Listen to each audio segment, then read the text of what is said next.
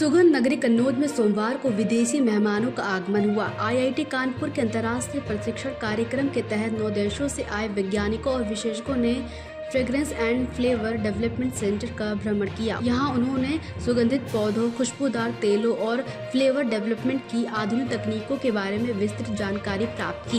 ये team IIT Kanpur के design innovation centre द्वारा आयोजित प्रशिक्षण कार्यक्रम के तहत कन्नौज पहुंची थी। 14 सदस्यीय दल में लेबनान, ओमान, श्रीलंका, घाना, जाम्बिया, स्तावनी, मोरक्को, मॉरिशस और बांग्लादेश के 10 विदेशी प्रतिनिधि व 4 भारतीय विशेषज्ञ शामिल थे। टीम ने सबसे पहले एफएफडीसी के हर्बल गार्डन का दौरा किया, जहां वैज्ञानिक अधिकारी कमलेश कुमार ने उन्हें सुगंधित पौधों की 100 से अधिक प्रजातियों की जानकारी दी। इसके बाद प्रतिनिधियों ने प्रोसेस्टिक यूनिट का निरीक्षण किया, जहां सहायक निदेशक गेदाम विलास ने खुशबूदार तेल निकालने की पारंपरिक और आधुनिक विधियां प्रदर्शित की। दौरे के दौरान प्रतिनिधियों ने गुणवत्ता नियंत्रण प्रयोगशाला भी देखी। यहां उप निदेशक डॉक्टर नदीम अकबर ने बताया कि खुशबू और फ्लेवर के तेलों के अंतर्राष्ट्रीय मानकों पर जांच कैसे की जाती है। विदेशी विशेषज्ञों ने एफएफडीसी के कार्यों की सराहना करते हुए कहा कि कन्नौज की सुगंधित परंपरा वैश्विक स्तर पर भारतीय नवाचार की मिसाल है। मैं डॉक्टर रमनदीप सिंह ओबरॉय आईआईटी कानपुर से। ये हमारे पास डेलीगेशन है 10 अलग-अलग एशियन और अफ्रीकन कंट्रीज से।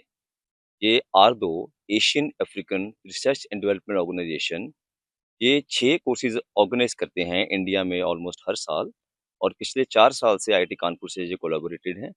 और पिछले 4 साल से जब से ये कोलैबोरेशन शुरू हुआ हमारे साथ, कोर्सेज शुरू हुए, हम एफएफडीसी के साथ हम कोलैबोरेटेड हैं और हर साल इनको हम यहाँ पे विजिट पे लेके आते हैं, बिकॉज बहुत सारे ऐसे प्लांट्स हैं ट्रॉपिकल रीजन जो एशियन और अफ्रीकन कंट्रीज में कॉमनैलिटी है, that is the temperature, the kind of the population, the kind of the former challenges, वो सब सेम है, ऑलमोस्ट सेम है।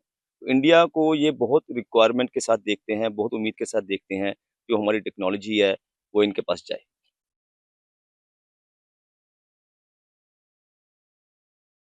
जितने ऑफिशियल्स, जितने आप रिप्रेजेंटेटिव देख रहे हैं, ये सब गवर्नमेंट में किसी न किसी पोजीशंस पे हैं। जो भी कोर्स ये यहाँ से सीख के जाते हैं, उसकी वहाँ पे ये नॉलेज देते हैं। और आगे जाके भी कोलैबोरेशंस होती हैं, हम इनको स्टार्टअप से कनेक्ट करवा देते हैं। कुछ इनको स्पेसिफिक रिक्वायरमेंट है, सपोज स्पेसिफिक को एक्सट्रैक्ट करना है किसी चीज़ का, कोई स्पेसिफिक सेंसर फ्यूजन करनी है, इंडिया के स्टार्टअप्स वहाँ पे इनको प्रोडक्ट सप्लाई कर देते हैं। वहाँ से इंडिया के स्टार्टअप्स को बढ़ावा मिलता है। कुछ पिछली कोलैबोरेशंस में दिखा है कि इन्होंने वहाँ पे भी ट्रेनिंग को, हमारे स्टार्टअप्स को, हमारे एंटरप्रेन्योर्स को वहाँ पे बुलाया गया है। ये फिलहाल 10 कैंडिडेट्स हैं, 10 अलग-अलग देशों से।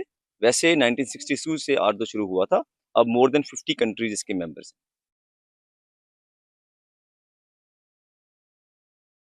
ओके। अफ्रीका की जैसे हम जानते हैं demography and financial and economies, बहुत गरीब देश भी हैं वहाँ पे, बहुत रिच देश भी हैं।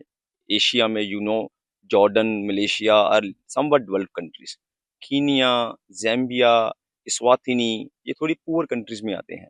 तो are all getting benefit through each other. It is a multilateral collaboration, यानी अलग अलग कंट्रीज की आपस में कोलैबोरेशन है। एक दूसरे को हम क्या क्या सीखने के लिए, देने के लिए ले सकते